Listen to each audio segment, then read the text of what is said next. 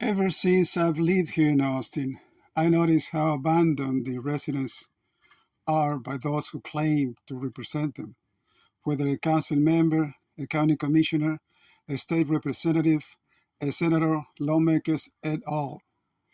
I never heard any of these parasites facing charges or for the dereliction of duty by the city manager, the Speaker of the House, or the Lieutenant Governor, respectively. I guess donors do not allow them to listen to their constituents. But now that information is flowing directly to us without the intrusion of propagandists, we learned to whom our public servants are loyal to. Shout out to Ted Cruz for his contribution on this subject. First off, a bureaucrat, any bureaucrat, does not care a sun-dried turd about anyone living or dying in Austin except Caucasian settlers with credit money, those who now own real estate, insurance companies, phone outlets, dry goods establishments, retail stores, pawn shops, underground utilities, railroads, radio and telecommunication networks, news outlets, power grids, bus and logistic lines, hotels and restaurants, and two or three taquerias. And they love their very own tradition of a monthly bill. Some of these peoples are heavily involved in the decision making of the Capitol and City Council occupants. And if any of us peasants decides to take a dispute to any office holder, all we get is a front desk deflector, a policeman, or both. Ever heard of King Cotton, sugar and tobacco plantations, the slave tragedy, cocaine, liquor, and prostitution business in the 1870s? Well, these are the very same actors who owe their success to the black codes and their white supremacy adherents. Now, how have we been so stupid for so long? Entertainment played a role.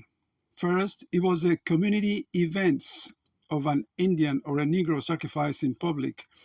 And as civilization advanced, we got Tin Pan Alley and Hollywood, plus the colorful weekly magazines to reach out to the kids. A couple of examples of how these people play.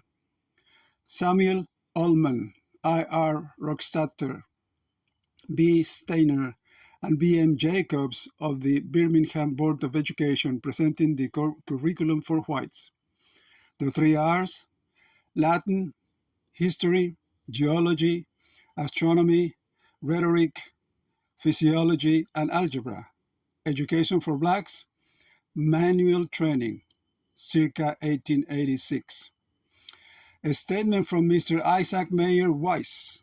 All mongrel races in which the blood of either the two or three races is mixed, experience teaches, and science has established, degenerate and disappear in the course of time.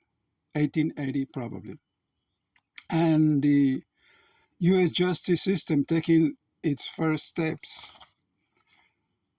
From the General Assembly in Maryland, 1847.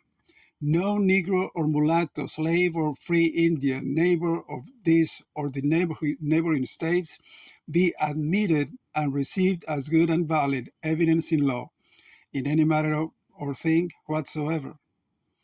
In 1853, Mr. Solomon Feidenfeld, California Supreme Court Justice in a murder case borrowed from an 1850 statute, no black or mulatto person or Indian should be allowed to give evidence in favor or against a white man.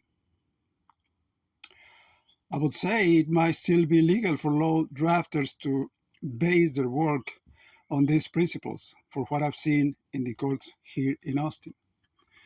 Another comment in history books that I couldn't attribute to anybody: the web of anti-black slave codes and Jim Crow laws at the very core of the American justice system was similar in many respects to the anti-Semitic laws in Europe. Mr. Clive Webb accepts the notion that the racial practice in the American court system that testimony from blacks is not accepted as truth, but as folklore, but testimony from whites qualify as history. I think I know now why so many black mothers I saw getting into prostitution to pay their bills and feed their kids 40 years ago on 11th Street, and why these kids got into drug activity, appeared on the evening news, and off to prison they went. But the open wound in the history of Austin is the deaths of 2,000 of its citizens abandoned by to their fate by the great pendejos with a pen.